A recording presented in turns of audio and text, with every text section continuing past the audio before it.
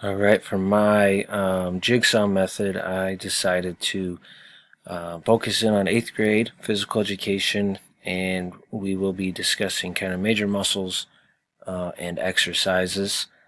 So for my standard, I chose to identify the major muscles and give an example of exercises that utilize that muscle group. Um, this is the standard 8.km9.anatomy, and for my objective, so what I hope at the end of this lesson, at the end of this unit, will be to explain major muscles used in training programs and give examples of certain exercises that use these muscles by presenting among classmates and a quiz at the end of the unit. So again, one will be by observation when they are in those expert groups, coming back to their jigsaw group, presenting among those classmates, as well as once everyone has heard and learned, there will be a quiz to kind of see what knowledge they do have and how this lesson did truly go. So what that kind of looks like for me, I broke it up into 4 different groups, tiers, or topics, whatever you want to call them. With group 1, I went with chest and shoulders. Group 2, quadriceps. Group 3 would be hamstrings and glutes. And group 4 would be back.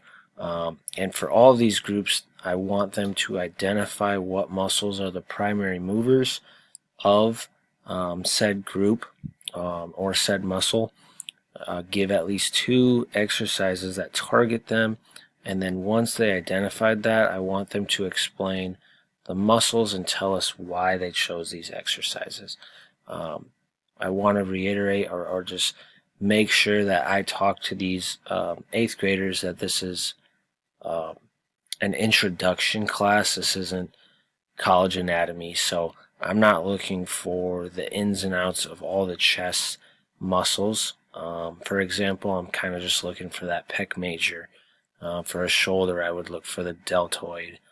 Quadriceps, you have the 4, that's very easy. The hamstrings, you have the 3. Glutes, really just looking for the gluteus maximus. I'm not trying to make this all about anatomy. I just want them to understand the primary muscle or muscles, what they kind of do for us, what exercises they chose, and why they chose that exercise. When talking about grouping students, I think we've talked about this in class, and I'm really a big believer in just grouping students based on learning levels. Having a mixture of that is so immensely productive for both those students that do learn quickly and for those that maybe don't learn as quick. So when you have that group, when you have students, one, who understand it quickly, they can become better leaders. They can become better communicators to those ones that may not understand it right away. And for those ones that don't, they're increasing their knowledge. They are learning from someone other than the teacher, which again, I think is very, very valuable in the classroom. And with that collaboration, they're building student relationships, better communication skills, and hopefully friendships as well. So that's the big thing when it comes to grouping students for myself. And when we look at the tasks, again, we kind of talked about it in those groups, what I'm looking for, but to reiterate, I want them to identify the major muscles of whatever expert group they're in, explain what that major muscle or muscles do, give 2 exercises that could be used in a program, and explain why they chose those exercises. And one last thing, when they are in those expert groups, I want them to have at least one discussion question regarding another student's work. I think that's important to have, just to make sure they are listening. They are listening and taking in what they are learning, and how could that question be valuable for not only the student to learn, but also the one that did teach it. Is it higher level questions? Are we learning together. So just having at least one, hopefully more, but at least one discussion question will continue that learning, and making sure they stay on track as well when they're in their groups. When we go to cooperative learning, talking about how I'm ensuring or making sure these kids, these students are learning. For one, I as a teacher will and need to be walking around while they're at work, while they're in their Jigsaw group, while they're in their expert group, while they're going back to their Jigsaw group. I want to be walking around. I want to be there and listening. And again, we've talked about this, keeping those students out of the green zone so there are no distractions. There are no kids thinking that they can get away with stuff. So just making sure I'm walking around, making sure I'm available for students if they do have questions. And then allowing students to have class time for research and planning. A lot of this assignment, a lot of these this unit will be in class. I want to make that a priority. I want them to be able to learn on their own in class. So having a lot of that time for that cooperative learning in class is important to me. And then again, kind of what I just discussed and hit on last slide is just making a point that each one of these students needs to have that one discussion question, at least one, that stimulates learning, that allows them to progress what they are learning about whatever expert group they may be in. How can we better learn about this chest muscle? Why did you choose this exercise?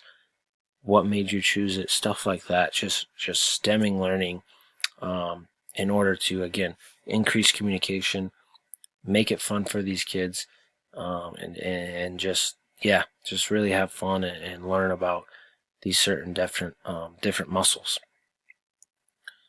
So when they do get to actually be the teachers, the student teachers in class, again, in their Jigsaw groups to start, mostly will be working independently. But when we get into those expert groups, I'm not giving them free rein, but students are allowed to teach and communicate however they feel in those groups, those expert groups. They're learning together. If one wants to take charge and the others follow, that's fine. If they're all just collaborating, that's okay. As long as they are learning and processing and teaching this information in the right way, I want them to be able to have that ability to kind of teach and be true student teachers. So when they do return to the Jigsaw group, that Jigsaw group, whatever day we're on, they have the room. They have that certain pod, eyes on them. They are the teacher. You are learning from them because we are going to take a quiz at the end of this. So each student with their piece of the whole will have the ability to collaborate and teach the students what they learned, and hopefully those students soak it in and truly do learn from their fellow classmates in order to continue to build upon this lesson. So what that kind of looks like for me, I broke it down into 7 days, and again, we can add more days as see fit. Who knows how long it truly will take, but 7 I think is the right number. So day 1, we're introducing it. We're breaking into our Jigsaw groups where we're kind of getting a baseline, seeing who's in our groups. If we do have time, we can start on Jigsaw groups, but day 2 is true Jigsaw group work where they're mostly working independently on whatever one I assigned them to do, chest, quads, hamstrings, back, whatever one I did, they're kind of working on that. So when day 3 hits, we can break into our expert group. So they're all together. They are learning off of each other. And I want to continue that into day 4. I want to give them proper time in those expert groups to feed off one another, to learn with one another, to grow with each other. So day 5 and day 6, we go back into our Jigsaw groups. This is where the student teaching happens. So I had day 5, the chest and back groups. We're going upper body. They are the student teachers. And then day 6, we'll hit on the lower. We'll go hamstring, glute, quadriceps groups to really teach that. If we need more time, we need more time. But then day 7, if we're ready, we're wrapping it up. I'm answering a couple questions they may have. We're reviewing what we learned, and at the end of the day, we are taking a quiz, and I would hope that those numbers reflect upon how well that unit went. And yeah, that's kind of the basis of what my jigsaw method would look. And at the end of the day, I wanted to do this anatomy one, breaking up different body parts and kind of showing them at the end. You're getting you're learning the major muscles of the upper body and lower body to hopefully teach them and help them understand why these exercises are important.